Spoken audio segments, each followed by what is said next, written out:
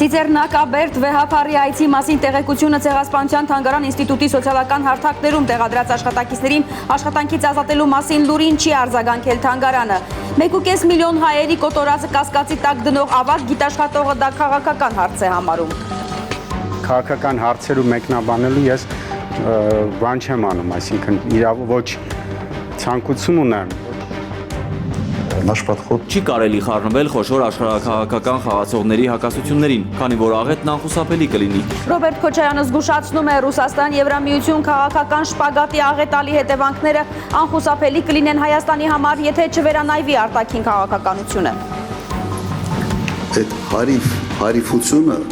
երկրի վրա է ստորած։ Ինչպես ազատվել երկիրը հարիֆության սինդրոմից, Մասիսցիների հարցերին կարճ պատասխան է տվել Հայաստան Դաշինքի վարչապետի թեկնածուն հունիսի 7-ին գնալ քվեարկության։ Եվ Իրան-Միացյալ Նահանգներ հնարավոր երկրորդ բանակցություններից մեծ սպասելիքներ չունեն միջազգայնագետները։ Փոքր պատվիրակությամբ է Աբբաս Արաղչին մեկնել Իսլամաբադ։ Կմեկնեն Պակիստան-ամերիկացի բանագնացները։ Հայլուրն է եթերում, ողջույն հարգելի հեռուստադիտողներ։ Եվ այսպես Հայոց Ցեղասպանության 111-րդ տարելիցի օրը Ցեղասպանության թանգարան ինստիտուտում պայթած սկանդալը չի հանգուցալուծվում։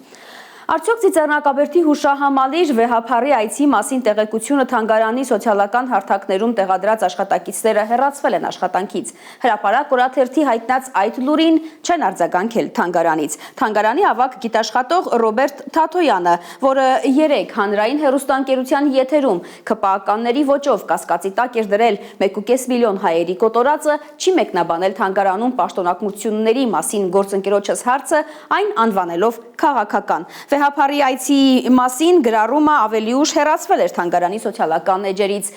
Եկեղեցու դեմ արշավի տրամաբանությունից բխող մանրախնդություն է, այսպես է մեկնաբանում դպիր Սամվել Գրիգորյանը։ Ալբերտ Սերոփյանի ռեպորտաժը։ Մենք չգիտենք ճիշտ։ Ցեղասպանության թանգարան ինստիտուտ մտնող դուրս եկողներն ասում են չգիտեն, արդյոք աշխատանքից հեռացվել են թանգարանի այն աշխատակիցները, որոնք ապրիլի 24-ին վեհափարի Ծիծեռնակաբերդ այցի մասին հրապարակում էին արել ինստիտուտի սոցեջերում։ Ես տեղեկություն չունեմ։ Արդյոք այսօր աշխատանքի գնացել են այդ աշխատողները, հարցը ճշտել չի հաջողվում։ Թանգարանի ավագ գիտաշխատող Ռոբերտ Թաթոյանն ասում է, չի ճանաչում լուսաբանողներին։ Չնայած այդ մարդիկ իր գործունեության մասին են հրապարակումներ անում։ Տեղյակ եք ովքեր են լուսաբանում Ցեղասպանության։ Ոչ տեղյակ չեմ, ով է լուսաբանում, ով է զբաղվում։ Ես չեն լուսաբանել, օրինակ ձեր որևէ գործունեություն կայքով հրապարակեն ձեր։ Այո, լուսաբանել են իհարկե։ Իհարկե։ Ցեղասպանության թանգարան ինստիտուտի տնօրենի ժամանակավոր պաշտոնակատար Հրաչյա Թաշչյանը իր աշխատասենյակում է փակվել մեր նկարահանման պահին քարտուղարուհու միջոցով փոխանցել նախորդի հայտարարություններին ավելացնելու ոչինչ չունի։ Ինչպես վարչապետն է ասում։ Ապրիլի 24-ին ամենայն հայոց կաթողիկոսի այցի մասին գրառումը թանգարանի կայքից ու սոցիալական ցանցերի էջերից հեռացնելուց հետո Թաշչյանն ասել էր, թե աշխատակիցներից մեկը շատ կոպիտ սխալ է գործել։ Սա ծիծաղելի բացատրություն է անվանում դպիր Սամվել Գրիգորյանը։ Փորձեր բացատրության եղել են, բայց դրանք ուղղակի ցենց ասեմ ծիծաղելի անհիմն բացատրություններ են։ Ավելի լավ կլներ ցենց անկեղծաբար ասեն, որ այդպեսի վերաբերմունք ունենք, կամ այդպիսի հրանգավորում ունենք։ Դպիրը համոզված է վեհափարի այցի մասին գրառումը հեռացնելով թանգարան ինստիտուտը ոչ մի վնաս չի հասցրել ամենայն հայոց կաթողիկոսին։ Վեհափարին որևէ վնաս դրանով իրենք չհասցրեցին, այլ ընդհակառակը վիրավորեցին հայ ժողովրդի ստվար քրիստոնյա մեր մայր եկեղեցու հետևորդ հավատավոր հոտին իրենց վերաբերմունքով դա վիրավորական մի պատկերացումը sense նսեմացնելն է, բայց իհարկե չեն կարող։ Արդյոք գրառումը հեռացնելով փորձել են նսեմացնել վեհափարին Ցեղասպանության թանգարան ինստիտուտի ղեկավարները։ Ընդամենը 1.5 ամիս առաջ ինստիտուտի տնօրենը խոստացել էր բծախնդրորեն հետևել Նիկոլ Փաշինյանի գծին։ Բծախնդրորեն կառաջնորդվեն մեր արտաքին քաղաքականության։ Ինչպես վարչապետն է ասում։ Հնարավոր է գրառումը հեռացվել է նախապես, որ բանը չհասնի վարչապետի ասելուն։ Չէ որ վարչապետի բոլոր ասացներն անելուն պատրաստ Թաշչյանն էլ պաշտոնը ստացել էր, երբ Նիկոլ Փաշինյանի ցուցումով այս թանգարանի տնօրենի պաշտոնից հեռացվել էր Էդիթա Գզոյանը։ Թե նախկին տնօրենի պաշտոնակությունը, թե վեհափարի մասին գրառումը ջնջել է քաղաքական հարց է անվանում թանգարանի գիտաշխատող Թաթոյանը։ Սա քաղաքական հարց է, Այսինքն իրականում քաղաքական հարցերու մեկնաբանելու ես բան չեմ անում, այսինքն ոչ ցանկություն ունեմ, ոչ ինձ իրավունք եմ վերապահում, այսինքն ինքս այո իհարկե, սա քաղաքական հարց է։ Բայց ինչ կապ ունի հայոց հայրապետի ապրիլ 24-յան աղոթքը քաղաքականության հետ։ Վեհապար հայրապետի գալ գնալը քաղաքականության հետ ինչ կապ ունի։ Ես կրկնում եմ, պետք է լուսաբանվեր։ Հիմա հանել են, չեն հանել, դա արդեն ես չեմ համարում, որ բան է, իմ հարցն է, որ բան անեմ, դա իմ որոշելիք հարցը չի։ Իր գործը չէ, եզրափակում է զրույցը ավագ գիտաշխատողը, իր աշխատասենյակում փակված, ակամա հակաեկեղեցական արշավին միացած Թաշչյանի գործն է։ Քրիստոնյաները պետք է այս ամենը տեսնեն իրական ինչ է կատարվում, արթնանան, բաց անեն իրենց աչքերը, հասկանան, որ սա ընդհանուր հակաեկեղեցական արշավի մի մաս է կազմում։ Ալբերտ Սերոբյան, Նորայր Շարբաթյան, Անի Ղանդիլյան, Հայլուր։ Հայաստանում թուրքական դրոշի այրումը քննադատելուց հետո Ադրբեջանի արտգործնախարարությունը հիմա էլ մատ է թափ տալիս Նյու Յորքի քաղաքապետ Զոհրան Քվամե Մամդանիի վրա։ Հայոց ցեղասպանության 111-րդ տարելիցի մասին գրառում է արել Մամդանին իր X-ի իր միկրոբլոգում, ցեղասպանական արշավ անվանել նաև Արցախից հայերի բռնի տեղահանումը։ Մեջբերեմ 2020 թվականին Ադրբեջանի եւ Թուրքիայի զինված ուժերը հարձակվեցին Լեռնային Ղարաբաղի հայ բնակչության վրա։ 2023 թվականին Ադրբեջանը Լեռնային Ղարաբաղից տարեց ավելի քան 100,000 հայի, շարունակելով ցեղասպանական արշավը, որը սկսվել էր ավելի քան 100 տարի առաջ։ Մեջբերման ավարտը։ Ադրբեջանի արտգործնախարարության խոսնակ Այխան Հաջիզադեն պահանջել է, որ Մամդանին հեռացնի գրառումը, այն անվանելով սադրիչ հայտարարություն։ Հայոց ցեղասպանության թեմային ինչպես են արձագանքում Թուրքիան ու Ադրբեջանը կքննարկենք Հայլուրի տարածաշրջանային վերլուծաբան ադրբեջանագետ Արման Բադալյանի հետ։ Բարի երեկո, Արման։ Բարի երեկո, Թերեզա։ Նախ սկսենք Թուրքիայից, Արման։ Էրդողանի այս տարվա ապրիլի 24-ի ուղերձում կրկին խաղաղության, կարեկցանքի մասին խոսքեր էին։ Սա նոր մոտեցում է Անկարայի կողմից, թե սա քողարկված քաղաքական գիծ է։ Եթե նայենք Թուրքիայի վարած քաղաքականությանը, սա բացարձակ նորություն չէ, Թերեզա։ Տարիներ շարունակ Էրդողանի ուղերձներն ունեն նույն կեցվածքը՝ ցավակցություն, բայց առանց հստակ պատմական գնահատանքի եւ պարտադիր ընդգծում, որ բոլոր օսմանահպատակ ժողովուրդներն են տուժել առաջին համաշխարհային պատերազմի տարիներին։ Իհարկե, սա թուրքական պաշտոնական նարատիվի դասական ձևակերպումն է։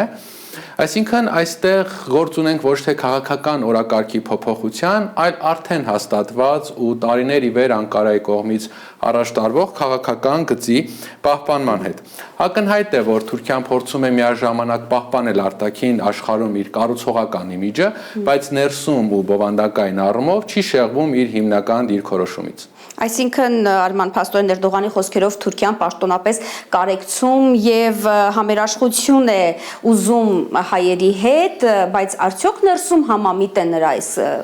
խոսքերի հետ, այս դիրքորոշման հետ։ Սա թուրքական քաղաքական համակարգում վաղուց ձևավորված երկշերտ մոտեցում է, ինչպես արդեն նշեցի, արտաքին լսարանի համար է օգտագործում այդպիսի մեղմ դիվանագիտական լեզու խաղաղության կամ երկխոսության մասին, իսկ ներքին դաշտում գործում են ուժեր, որոնք շատ ավելի կոշտ ու ուղիղ նարատիվներ են առաջ տանում։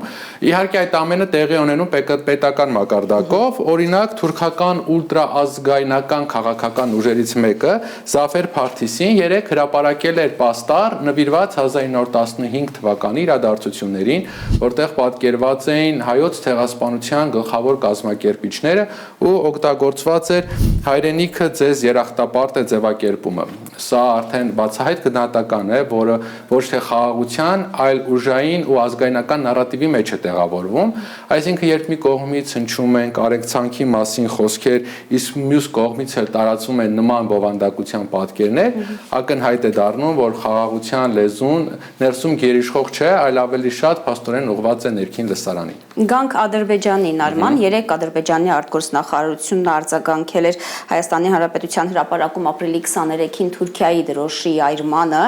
անգամ պահանջել էր Երևանից պատժել այդ գործողության կազմակերպիչներին։ Ինչու է ջղաձգվում Բաքուն, երբ տեսնում ենք, որ Անկարան կարծես անտարբերություն է ցուցաբերում այդ իրադարձությանը։ Ադրբեջանի արտաքին գերատեսչության ջղաձգումներն էլ պետք է դիտարկել Թերեզա ոչ թե պարզապես արձագանք դրոշն այրելու հայտնի միջադեպին, այլ որպես ավելի լայն քաղաքական ու տեղեկատվական գծի արտահայտում։ Այդ հայտարարության մեջ ասեմ, որ օգտագործում են բավականին ագրեսիվ տերմիններ, ռևանշիզմ, ֆաշիստական մտածողություն, որպեսզի ձևավորվի ընդհանուր ընկալում, թե Հայաստանը իբր համակարգային խնդիր ունի եւ չի համապատասխանում խաղաղ գործընթացի տրամաբանությանը, բայց ամենակարևոր հատվածը այս հայտարարության մեջ հենց վերջում է, որտեղ Բաքուն բառացիորեն Հայաստանի իշխանություններից պահանջում է հայտնաբերել, հետաքննել եւ պատասխանատվության ենթարկել այդ գործողությունները կատարած անձանցը։ Այսինքն խոսքը արդեն ոչ միայն գնահատականի, այլ Հայաստանի ներքին գործընթացներին միջամտելու մասին է։ Արման, ստացվում է, որ մի կողմից Հայաստանն ու Ադրբեջանն ասում են, որ խաղաղություն են հաստատում, բայց մյուս կողմից Բաքուն շարունակում է պահանջներ թելադրել Հայաստանին։ Հնարավոր է, որ Թուրքիան է դրդել Բաքվին արձագանքել այդ միջադեպին։ Մենք տեսնում ենք Թերեզա, որ Թուրքիան փորձում է պահպանել ավելի զուսպ եւ դիվանագիտական լեզու ու անկեղծ ասած չեմ էլ կարծում, որ Ադրբեջանը Թուրքիայի թելադրանքով է նման հայտարարություն արել, ընդ որում արդեն ասացի, որ բավականին կոշտ բառապաշար էին օգտագործել, պարտադրելով պատժել դրոշն այրողներին։ Այսինքն Բաքուն փորձում է ստեղծել մի պատկեր, որտեղ Հայաստանը ոչ թե ինքնուրույն քաղաքական սուբյեկտ է, այլ կողմ, որին պետք է ուղղել, վերահսկել կամ պարտադրել որոշակի վարքագիծ։ Ու հենց սա էլ այդ հայտարարության ամենավտանգավոր մասն էր։ Շնորհակալություն Արման, հարգելի հեռուստադիտողներ, Հայոց ցեղասպանության թեման քննարկեցի Հայլուրի տարածաշրջանային վերլուծաբան ադրբեջանագետ Արման Բադալյանի հետ։ Ցեղասպանության զոհերի հիշատակի օրվանից 1 օր անց այսօր Հանրապետության սրտում Ամիրյան փողոցում խորոված փարթի է կազմակերպել Փաշինյանի թիմը քաղաքացու օրը նշելու համար։ Եթե հեղափոխության օրերին քաղաքացիների համար անվճար խորոված էր անում անձամբ Փաշինյանը, այսօր Ամիրյան փողոց եկած մի քանի տասնյակ մարդիկ 1 կտոր սթեյքը 6000 դրամով են գնել։ Խորովածի կրակարանների մոտակայքում են եղել նաև ԿՊԱ-ականներ Ալեն Սիմոնյանը, Խաչատուր Սուքիասյանը, Արսեն Թորոսյանը, Վիլեն Գաբրելյանը։ Թիմի ղեկավարը քաղաքացու օրը մարալիկում է սկսել իրական Հայաստանի գաղափարախոսությունը ներկայացրել, ավելի ուշ եկել Հանրապետության հրապարակ։ Կոտորած են արել, հիմա էլ քեֆ են անում։ Քաղաքացու օրվա պատճառով առաջացած խցանումների միջով են այսօր հազարավոր քաղաքացիներ հասել Արցախի հերոս Ռոբերտ Աբաջյանի մոր Աննա Աբաջյանի հոգեհանգստին։ Կսկիծով նկատել, որ օրվա իշխանությունը ոչ մեկի վիշտը չի հարգում։ Կյանքի հետ անհամատեղելի հիվանդությունն է 52-ամյա Աննա Աբաջյանի մահվան պատճառը։ Որդու Սառը Շիրմաքարը ժամերով համբուրելիս էին տեսնում նրան ապրիլյան քարորյա պատերազմի զոհերի ծնողները։ Վերջին ամիսներին ավելի հազվադեպ։ Առողջական խնդիրների պատճառով սկսել էր տնից դուրս չգալ։ Աննա Աբաջյանին չեն տեսել անգամ որդու հիշատակին նվիրված հուշարձանի բացմանը։ Մեկ գնում ենք արդեն, գնում ենք մեր երեխային մոտ։ Ոչ տերկա երկրին, ոչ իրական, զոհվել են զոհվել, ինչ պետք է լինի վերջն մեր։ Տեսեք զուգահեռ այնպիսի իրականություն է, որ այստեղ հրաժեշտ են տալիս հերոսացի մորը, բայց հանրության ինչ-որ հատված նաև այդ խորոված քարտին է մասնակցում և իշխանությունն է այս ամենչի հեղինակը։ Այո, նկատի ունեմ խորոված քարտի։ Ինձ ասում են ուր ես իջնում, քաղաքում պրոբկա է, ասում եմ գնում եմ հերոսի մոր հրաժեշտ եմ, ասում եմ քաղաքում պրոբկա է, ասում եմ ինչ է կատարում, ասում եմ խորոված են անում, խորոված փարթի է։ Մեր ղեկավարությունը էդ է։ Էդ մեզանից էլ է կախված, մենք ենք մեղավոր։ Էլի ենք տենց բաներ տեսել, հերոսի մայրը մահացել, հասարակ զինվորի մայրը մահացել, բոլորը ներկա են գտնվել նախագահից, վարչապետից, պաշտպանության նախարարներից, բոլորը ներկա են եղել, հիմա քեֆ են անում ընդե։ Ամոթ բոլորին, ամոթ հազար ամոթ, ես ուրիշ բառ չեմ գտնում ասելու, երկիրը նման իրավիճակի են գցել, պատերազմ են հրահրել, մեզ Թուրքին են հանձնել, Արցախ են հանձնել, կոտորած են արել, հիմա էլ քեֆ են անում։ Շարունակենք Ռուսաստան-Եվրամիություն քաղաքական շպագատի աղետալի հետևանքները անխուսափելի կլինեն Հայաստանի համար, եթե չվերանայվի արտաքին քաղաքականությունը։ Այսպիսի համոզմունք է հայտնել Հայաստան դաշինքի առաջնորդ Ռոբերտ Քոչարյանը արտաքին քաղաքականության մասին RTVI հեռուստաընկերության հետ հարցազրույցում։ Մեր մոտեցումն է չխառնվել խոշոր աշխարհաքաղաքական խաղացողների հակասություններին, ասել է Քոչարյանը։ Опыт Грузии, опыт Саакашвили, но как бы ничему не учит армянского премьера. Եթե Նիկոլ Փաշինյանը դասեր քաղաց լիներ պատմությունից, հազիվ թե Սաակաշվիլիի ճակատագրի հետքերով գնար ու արևմուտքի դրդմամբ հարավային Կովկասից Ռուսաստանին դուրս շպրտելու արկածախնդիր փորձաներ։ Որ լարված են հայ-ռուսական հարաբերությունները, տեսախցիկների առաջ Պուտին-Փաշինյան մոտ 25 րոպե տևած արարողակարգային հանդիպումներին չհամապատասխանող ծանր զրույցն է վկայում։ Մոսկվу посетил Никол Пашинян. RTVI հեռուստաալիքի հատուկ հարցազրույցի մեկնաբան Աննա Լեբեդևան նկատում է. Առաջին անգամ է Ռուսաստանի նախագահի հռետորաբանությունն այդքան կտրող այլ երկրի ղեկավարի հետ, լրագրողների ներկայությամբ։ Նոր չէ լարվածությունը, պարզապես պիկին է հասել, ըստ երկրորդ նախագահ Ռոբերտ Քոչարյանի։ Обеспокоенность политикой Армении в Кремле. Հայաստանի քաղաքականության նկատմամբ անհանգստությունը վաղուց է եւ ոչ առանց հիմքերի։ Պարզապես վերջին հանդիպման ժամանակ դա հնչեցվեց։ Просто это было озвучено. Հայաստանի քաղաքականությունը հետևյալն է. աշխարհաքաղաքական շրջադարձ է կատարում դեպի արևմուտք, երբ բացարձակ անորոշ է Եվրամիություն մտնելու հեռանկարը, ու այս ֆոնին եվրոպացիները խրախուսում են բոլոր այն քայլերը, որոնք կարող են նյարդայնացնել Ռուսաստանին, եւ Հայաստանն էլ ըստ էության շարժվում է այդ ուղղությամբ։ Европейцы поощряют Армению. Այսինքն Վրաստանի փորձը, Սաակաշվիլիի փորձը դաշ չեն լինում Հայաստանի վարչապետի համար։ Идет по этому пути. Հայաստանի երկրորդ նախագահը համոզված է, Եվրամիության ընդլայնման քաղաքականությունը սառեցվելու է, որովհետև լուրջ ճգնաժամ է հին աշխարհամասում։ Քոչարյանի խոսքով Փաշինյանի կաբինետը գուցե չի հասկանում, թե ինչ է անում, բայց երկրորդ նախագահը չի բացառում, որ միտումնավոր են Հայաստանը դարձնում աշխարհաքաղաքական կենտրոնների բախման կետ։ Հայաստան դաշինքի վարչապետի թեկնածուն իրենց դիրքորոշումն է ներկայացնում։ Наш подход такой. Нельзя встревать в противоречия. Մեր մոտեցումն այսպիսին է, չի կարելի խառնվել խոշոր աշխարհաքաղաքական խաղացողների հակասություններին, առավել եւս փոքր երկրներին, քանի որ աղետն անխուսափելի կլինի։ Եվ մենք միշտ բոլորովին այլ քաղաքականություն ենք վարել։ Մենք պետք է փոխգործակցենք աշխարհաքաղաքական կենտրոնների հետ այն ոլորտներում, որտեղ նրանց շահերը համընկնում են։ Այլ ոչ թե խցկվենք այնտեղ, որտեղ դրանք հակադրվում են։ Հակադրվում են նաև տնտեսական ցուցանիշները, արձանագրում է Քոչարյանը։ Փաշինյանի ժամանակ մեծացել է կախվածությունը Ռուսաստանից, արտաքին առևտրի 60%-ը այդ երկրի հետ է, մինչդեռ իր պաշտոնավարման տարիներին Եվրամիության ու Ռուսաստանի հետ Հայաստանի ապրանքաշրջանառությունը գրեթե հավասար էր։ Мы никогда не говорили, что политическими движемся.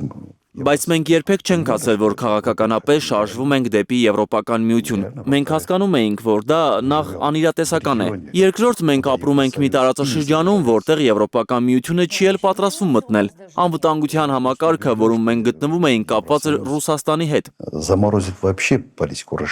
Դու չես կարող լինել անվտանգության մի համակարգում եւ քաղաքականապես ինչ-որ կերպ շարժվել մեկ այլ ուղղությամբ։ Դա տարօրինակ վարքագիծ է։ Странное поведение, я думаю, это поведение. Կարծում եմ սա այնպիսի մարդկանց վարքագիծ ու գործողություններ են, որոնք չեն հասկանում միջազգային հարաբերությունների ու անվտանգության հիմքերը ընդհանրապես ինչպես է այդ ամենը կառուցվում։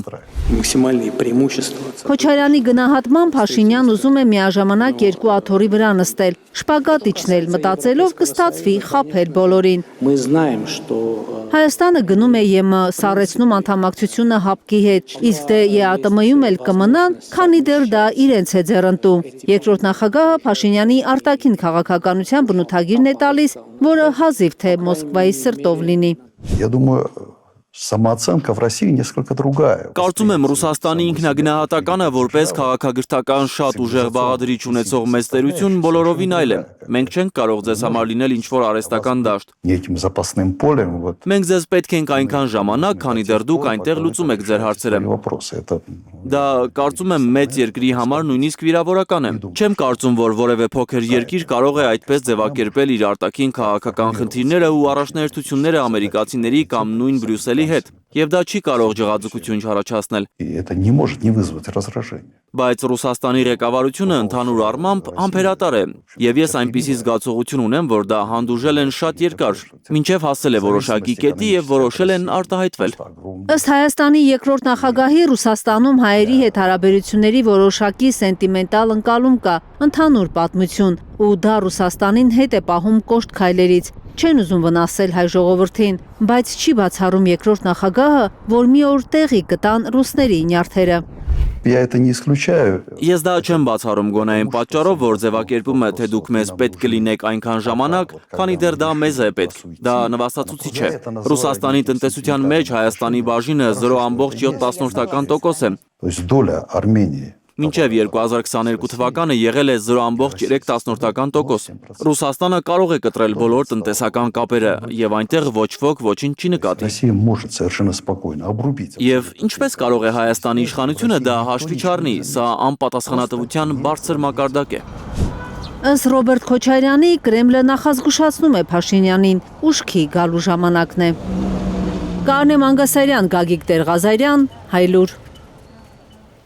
Ազգային մեր արժանապատվությունն են կուզում վերականգնել, անգամ խաղաղության գինը պետք է արժանապատիվ լինի։ Սա է Մասիսի բնակիչների ցանկությունը, որի մասին նրանք բարձրաձայն խոսել են Հայաստան դաշինքի վարչապետի թեկնածուի եւ նրա թիմակիցների հետ հանդիպմանը։ Ռոբերտ Քոչարյանը տվել է մասիսցիներին հուզող հարցերի պատասխանները, իսկ որպեսզի դրանք իրականություն դառնան, բոլորը պետք է մեկ մարդու պես հունիսի 7-ին ընտրատեղամասեր գնան։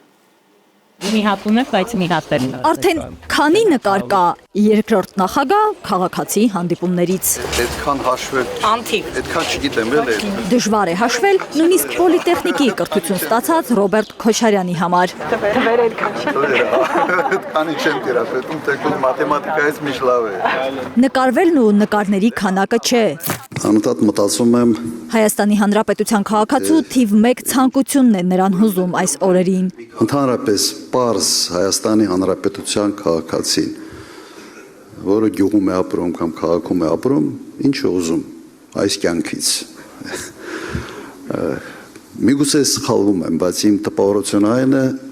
թե ուզում է հանգիստ կյանք, ուզում է ունենալ աշխատանք, եթե հող է մշակում բերքի իրացման հարց չունենա, ուզում է կյանքը լինի կայուն, կանխատեսելի, հասկանալի, պետությունը կաղնած լինի իր կողքին, այլ ոչ թե իր ուսերին նստած, փեդը ձեռքին, երևի սա է ուզում։ Եթե սխալվում եմ, ինձ ուղղեք, միգուցե եւս բաներ կա, որ ուղղակի մենք լավ չենք ընկալում։ Ազգային մեր արժանապատվությունն ենք ուզում վերականգնել, լսվում է դահլիճից։ Մարդիկ ասում են, որ անգամ խաղաղության գինը պետք է արժանապատիվ լինի։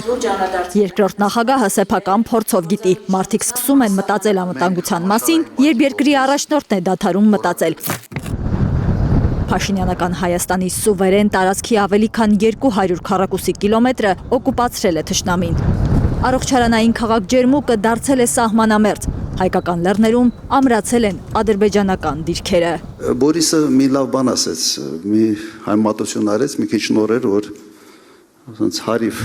առաջնորդ ուզում եք, թե չէ։ Վստահ եղեք, հարիվ առաջնորդի ստվերը, այդ հարիվությունը երկրի վրա է ստվերում։ Իսկ եթե երկրի նկատմամբ վերաբերմունք այդպիսին չի կարող այդ երկիրը անվտանգ երկիր համարվել հարևանների կողմից ընդհանրապես աշխարհում։ Ավելի շատ ինչ որ մեկի ամբիցիաների, մեկի ցանկությունների փայ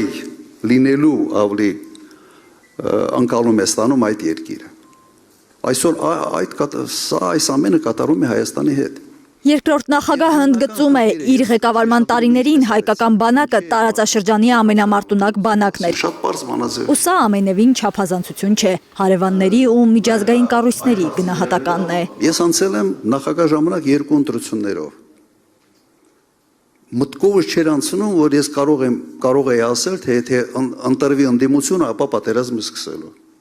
Չի եղել, մտքովս չէր անցնում։ Որտեղ այդպիսի հայտարարություններով դու քայքայում ես քո սեփական երկիրը։ Միգուցե ինչ որ մի քանի քվե ավել ստանալու համար։ Հիմա առաջնորդի խնդիրը մի քիչ ավել քվե ստանալն է, թե երկիրը կայուն պահելը։ ժողովրդին հանգիստ վիճակում պահելը։ Այսօր պատերազմի թեմա հրահրողը Նիկոլ Փաշինյանն է։ Ամենօրյա ռեժիմով այս իշխանությունն է։ Եվ մի մարդ, եթե մի բան 100 անգամ ասում է, վերջում 101-րդ անգամ կարող իսկապես դա լինի։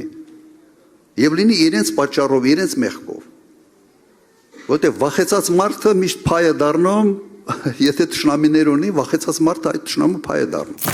Ալիևը պատերազմ է սկսելու միայն այն դեպքում, երբ վստահ լինի, որ հաղթելու է։ Քանի կա Փաշինյանը, Ալիևը վստահ կլինի այդ հարցում եւ ուրեմն կսպառնա պատերազմով։ Մասիսցիների հետ հանդիպման ժամանակ ասում են Հայաստան դաշինքի ներկայացուցիչները, իրական խաղաղության հաստատումը պայմանավորում Փաշինյանի հեռացմամբ։ Արդյոք չկա մեխանիզմ նրան կանխելու։ Եվրոպական դատարան կամ չգիտեմ։ Կա մեխանիզմ հունիսի 7-ին։ Հունիսի 7-ին։ Հանրապետության ղեկավարի գործատուն ժողովուրդն է, ասում է Ռոբերտ Քոչարյանը, ավելացնում։ Վարչապետի թեկնածուն նման է կադրերի բաժին դիմող քաղաքացու, որը ներկայանում է իր կրթության ձեռքբերումների փաստաթղթերով։ Այս իշխանությունը ինչ թղթապանակով է գալիս ժողովրդին դիմելու համար։ Ինչ է ասում։ Կրթություն չունեն։ Իրենց ասենց ինքնահռչակ տգետ են հայտարարել եւ հենց իրենց առաջնորդը բոլոր մյուսներին ուսապարկ է հայտարարել։ Հիմա ուրիշ ինչ հաջողություններ ունեն։ Պարասկային կորուստներ, հազարավոր զոհեր, վիրավորներ եւ Հայաստանի ինքնիշխան տարածքից օկուպացված մի մեծ կտոր։ Լավ, միգուցե այլ ոլորտում, միգուցե տնտեսական ոլորտում հաջողություն չունեն։ Հայաստան դաշինքը խոստանում է վերադարձնել տնտեսական այն աճը, որը ունեցել ենք նախագահ Քոչարյանի իշխանության տարիներին։ Երկնիշ տնտեսական աճի համար Հայաստանը Կովկասյան վագր անունն էր ստացել։ Ռոբերտ Քոչարյանի իշխանության տարիներին թոշակներն ավելացել են 6 անգամ, աշխատավարձերը 4։ Ես լրագրող եմ դարձել ձեր մեղքով, պարոն Քոչարյան։ Հիմա այն մասին, թե որն է Ռոբերտ Քոչարյանի մեղքը, Նաիրա Վանյանի լրագրող դառնալու հարցում։ Աշխատում էի Լոռու մարզի ամենամեծ դպրոցներից մեկում, ուսուցիչ էի, դասղեկություն էի անում, որոշ ժամանակ նաև փոխտնօրեն էի, եւ այդ ամենի դիմաց ես ստանում էի ընդամենը 8000 դրամ աշխատավարձ, որը տալիս էին 8-9 ամիսը մեկ։ Ես ստիպված եղա թողնել իմ մանկավարժի աշխատանքը եւ գալ Երևան, դառնալ լրագրող։ Մի քանի ամիս անց դուք արդեն դարձաք երկրի ղեկավար եւ բարձրացրիք ուսուցիչների աշխատավարձը, եւ ես դրա համար ձեզ չեմ ներում, որ ուշացել եք։ Ռոբերտ Քոչարյանին այսպես ասած չներող լրագրող, մայրիկ, որ շատ էր ուզում այս հանդիպմանը մասնակցել, երեխային չէր կարող տանը թողնել, հետը բերել էր եւ հանդիպում հայրենիք վերադարձած մեր հայրենակցի հետ, որ Բաքվի բանտի դժոխքն է անցել։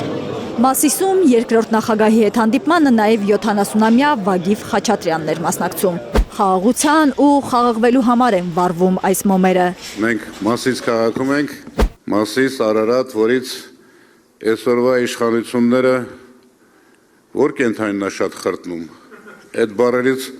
խրտնում են։ Չնայած Փաշինյանի հայտարարած խաղաղությանը, Ադրբեջանը չի դադարեցնում Արևելյան Հայաստանի հաշվին Արևմտյան Ադրբեջան կառուցելու ծրագիրը։ Դրանց իշխանությունից հեռացնելը եւ հայկական ազգային իշխանություն ձևավորը այլ ընտրանք չունի, եթե մենք չենք ուզում, որ Մասիս քաղաքը վաղը նորից անվանակոչեն Զանգիբասը։ Արփիս Քեսյան, Հենրիկ Համազասպյան, Արմեն Ապրեսյան, Հայլուր։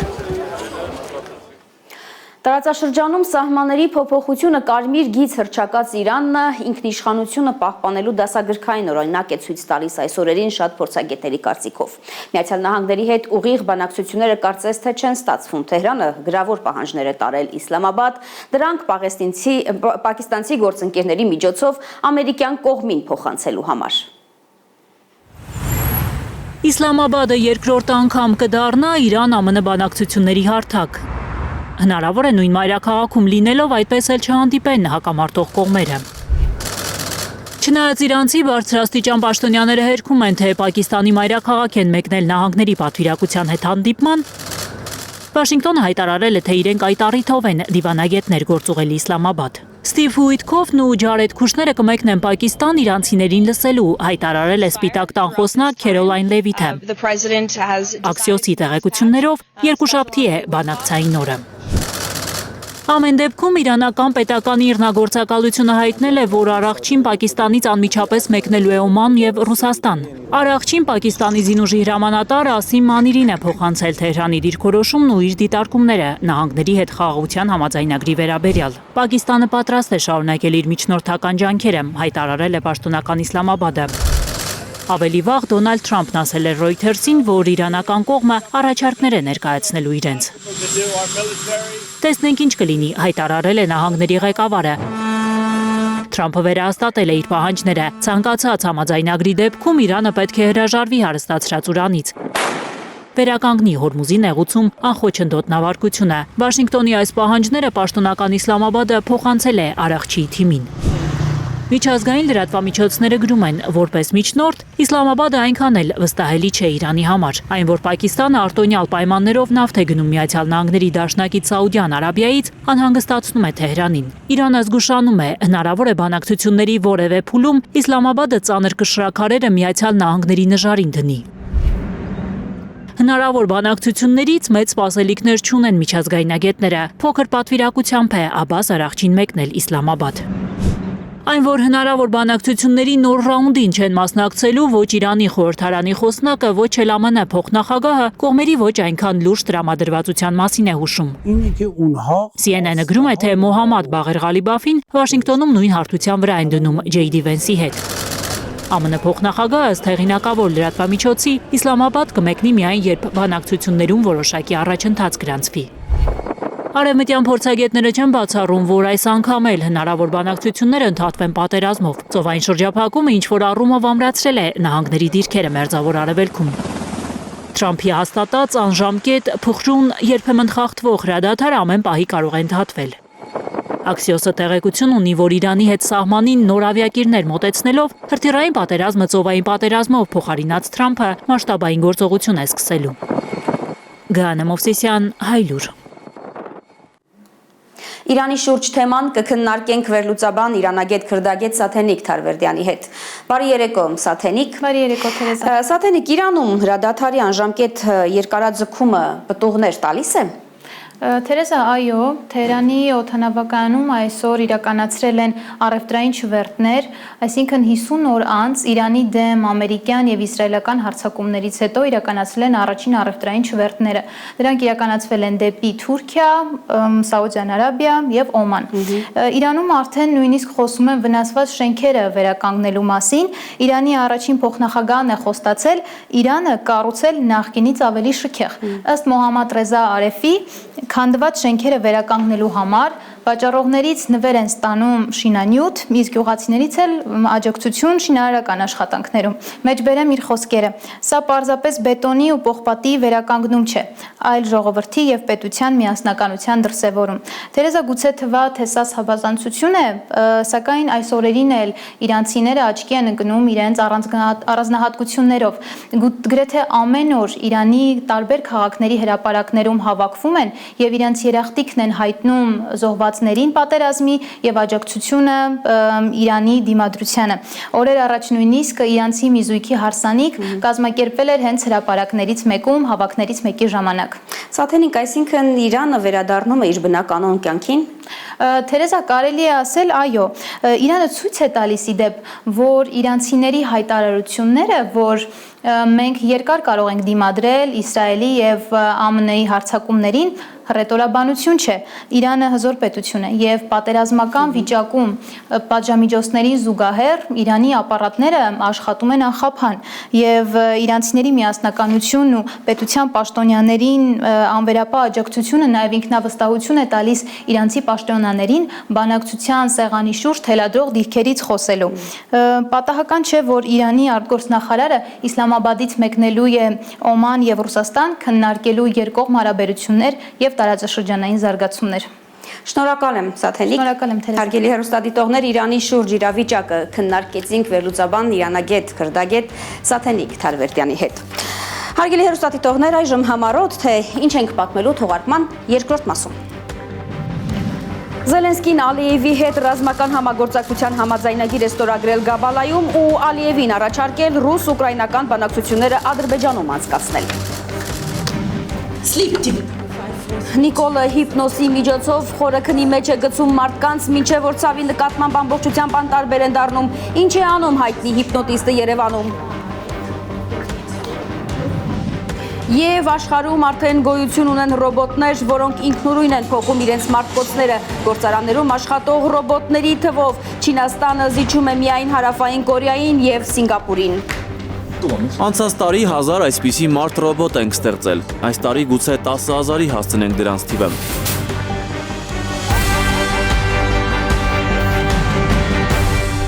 Եվ այսպես Ուկրաինայի նախագահ Վլադիմիր Զելենսկին Բաքվում անվտանգության եւ էներգետիկայի ոլորտում համագործակցության համաձայնագիր է ստորագրել իր ադրբեջանցի գործընկերոջ հետ։ Ալիևը կարծում է, որ Կիևի ու Բաքվի միջև ռազմաարդյունաբերական գործընկերությունը լայն հեռանկարներ ունի։ Նրանք անգամ համատեղ պաշտպանական արտադրություն ստեղծելու հարց են քննարկել։ Համաձայնագրի ստորագրումից առաջ Գաբալայում, որտեղ 14 տարի առաջ Ադրբեջանը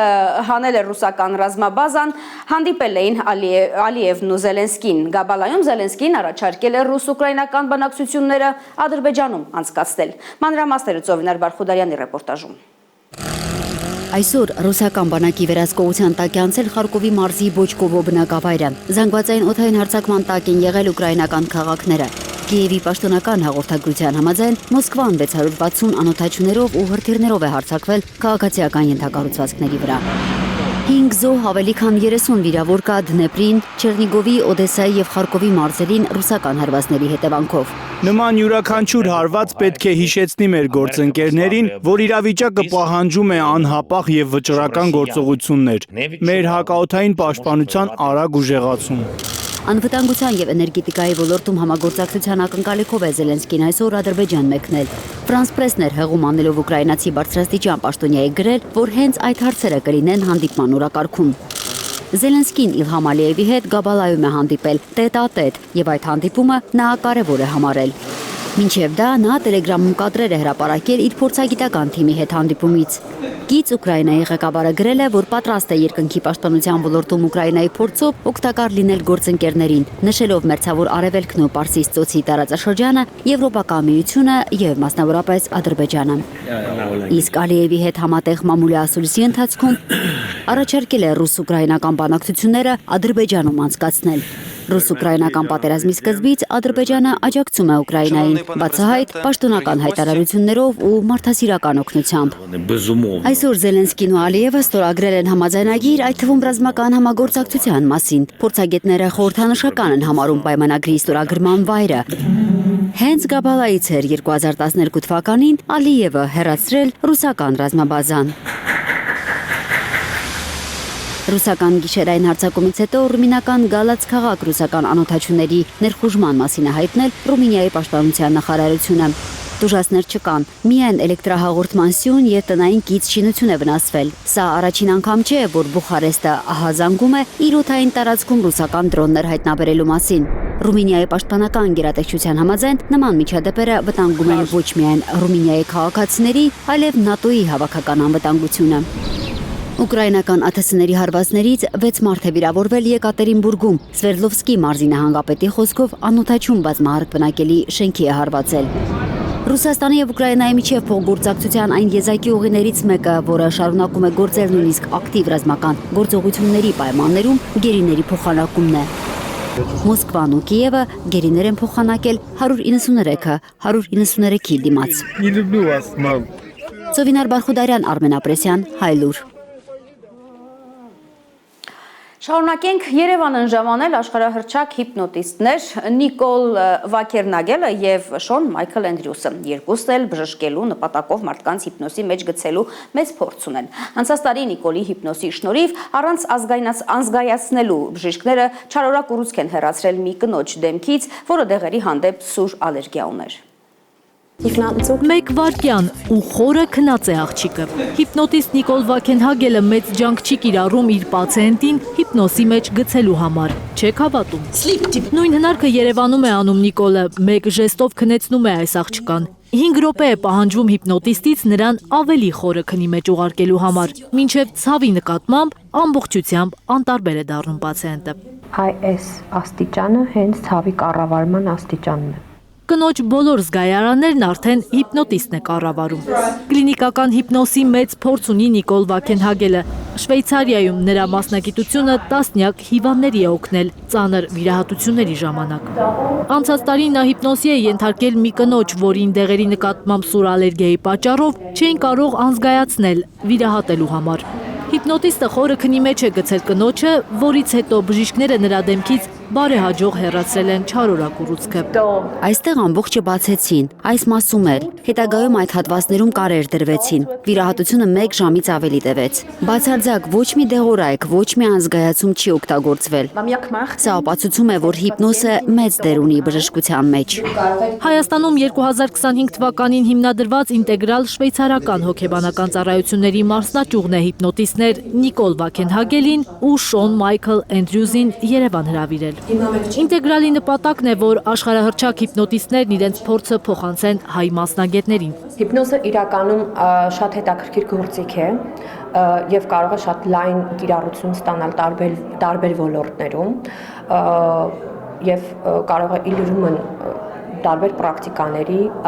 օգնել մարդկանց, օգնել մասնագետներին, որ ավելի լավ եւ ավելի երկարատև արդյունքի հասնեն։ Ես ինքս աշխատում եմ հենց հիպնոսով, ես պրակտիկ հիպնոթերապևտ եմ եւ նպատակը իմ միջազգային փորձառությամբ հայ մասնագետների հետ կիսվելն է։ Շոն Մայքլ Էնդրյուսը հիպնոսի 40 տարվա փորձ ունի, նա Ատլանտայի հիպնոսի ինստիտուտի հիմնադիրն է, ասում է, հիպնոսը համաշխարհային բժշկության մեջ լայն կիրառում է ստացել։ Դրա օգնությամբ բազմաթիվ կախվածություններ, վախեր ու ցավեր են բուժում։ Հիմնականում հիպնոսի միջոցով քաշի խնդիրներ են լուծում, ծխախոտից կախվածությունն են վերացնում, օգնում են, որ մարդիկ ազատվեն ստրեսից, հաղթահարեն վախերը։ Երկօրյա մաստեր-կլասին միայն հիպնոսով հետաքրքրվողները չեն եղել, հայ բժիշկներ, հոգեթերապևտներ, անգամ ատամնաբուժներ ու սպորտային մարզիչներ են մասնակցել դասընթացներին։ Զարուհի Սահակյան, Նորայ Շարբաթյան, Հայլուր։ Նոր ռեկորդներ են սահմանում Հայաստանի ուժային եռամարտի մարզիկները։ Ուժային եռամարտի եւ հաշմանդամային սպորտի ֆեդերացիաների համատեղ 8-րդ առաջնությանը մոտ 140 մարզիկ է մասնակցել։ Ամենափոքրը 18-ամյա Անյուտան իրենից ծանր 60 կիլոգրամ է բարձրացրել ու 1 ոսկե ու 1 արծաթե մեդալ տարել տուն։ Այսօր սպորտսմեններին ոգևորելու է գնացել Հայաստանի երկրորդ նախագահ Ռոբերտ Քոչարյանը։ Հայաստանի ուժային եռամարտի եւ հաշմանդամային սպորտի ֆեդերացիաների համատեղ 8-րդ առաջնությունն է։ Մարզիկները իրենց գերազանցում են։ Այս ամենը ուժեղ մարդկանց մասին է։ Ուժեղներին էլ ավելի է ոգևորում երկրորդ նախագահ Ռոբերտ Քոչարյանը։ Նոր ռեկորդներ են գրանցում մարզիկները, հաղթանակներից հետո ավելի կատարելագործվում, նկատում եւ ուրախանում է Հայաստանի եռամարտի ֆեդերացիայի քարտուղար Սերգեյ Ասատուրովը։ Մենք տեսնում ենք շատ ուժեղ դինամիկա, մենք ունենք մարզիկների եւ քանակային աճ եւ արդյունքների աճ։ Այսօր մեր այս առաջնությունում մասնակցում են 3 մարզիկ, աշխարհի չեմպիոն եւ 2 Եվրոպայի չեմպիոն եւ մրցանակակիր, աշխարհի մրցանակակիր։ Հենաշարժողական խնդիրներ ունեցող մարդկանց համար սպորտը դարձել է ոչ միայն ֆիզիկական ակտիվության, այլև ինքնավստահության, ինքնարտահայտման եւ հասարակությանը լիարժեք ինտեգրվելու հնարավորություն, նկատում է Հայաստանի ուժային եռամարտի ֆեդերացիայի նախագահը։ Կարևոր է իրենց ավելի նաեւ սպորտի միջոցով ինտեգրվելու նորմալ կյանքին, ավելի շատ ձգտում ունենալու նաև սպորտի ոլորտում եւ մրցումները նպաստում են նրան, որ յուրաքանչյուր տարի դու գիտես, որ կա մրցում, որին պետք է պատրաստվես եւ սա ավելորդ սիմուլ է տալիս, որ պատրաստվես, գաս, մասնակցես, արդյունքներդ ավելի կատարելագործես եւ իմանաս, որ դա նաև գնահատվում է, կա ուշադրություն։ Առաջնությանը մասնակցող մոտ 140 մարզիկներից ամենափոքրը Անյուտան է։ Այսքան փոքրամարմին, ընդամենը 18 տարեկան եւ տեսեք ինչ քաշեր է բարձրացնում։ Իրենից ծանր 60 կիլոգրամ։ Փոքր ժամանակվանից շատ եմ սիրել ծանրամարտ ու միշտ երազանք ունեի, որ ես էլ մասնակցեմ այսպիսի առաջնությունների, միշտ ուզել եմ ծանրաձող բարձրացնեմ, զբաղվեմ ծանրամարտով։ Ինչ մրցանակ կուզեիք ստանալ։ Ոսկե մեդալ ու ստանալու եմ, ես ամեն ինչ կանեմ դրա համար։ Ասաց ու արեց։ Առաջին տեղը Պետրոսյան Անյուտան։ Մեկ ոսկե, մեկ արծաթե մեդալ տուն կտանի Անյուտան։ Իր քաշային կարգում զբաղեցրել է առաջին հորիզոնականը, բացառիկում երկրորդը։ Ասում է բարձր հորիզոնականներից հետո պատասխանատվությունն ավելի է մեծանում։ Անբացատրելի է։ Կապ չունի հա ինձ համար աշխարհի առաջնությունը Եվրոպա թե Հայաստան, ես մեկը շատ լուրջ պատրաստվում եմ ու շատ ճանապարհ եմ հա անցել մարզիչներիս հետ միասին ու ուրախ եմ որ կարողացա նաև ոչ միայն ինձ ապացուցել, այլ նաև իրենց ապացուցել, որ ես կարող եմ։ Մարզիչներին ուրախացնում է հատկապես, երբ հաշմանդամային սպորտի մարզիկները ֆանտաստիկ արդյունքներ են գրանցում, նաև բաց առաջնությունում։ Անցած տարի այդպիսի դեպքեր եղել են։ Անցած տարի առաջին անգամ ունեցանք երկու մարզիկ, մեկ տղա, ով զին հաշմանդամ է, Ռաֆայել Ազիզյան, ելույթ ունեցավ եւ հաշմանդամային սպորտում եւ նաեւ ոչ հաշմանդամային սպորտում, ինչը շատ ողջունել է եւ Արև Մելքոնյան, եթե չեմ սխալվում, երկու տեղներ ունեցավ, Արև Մելքոնյան նաեւ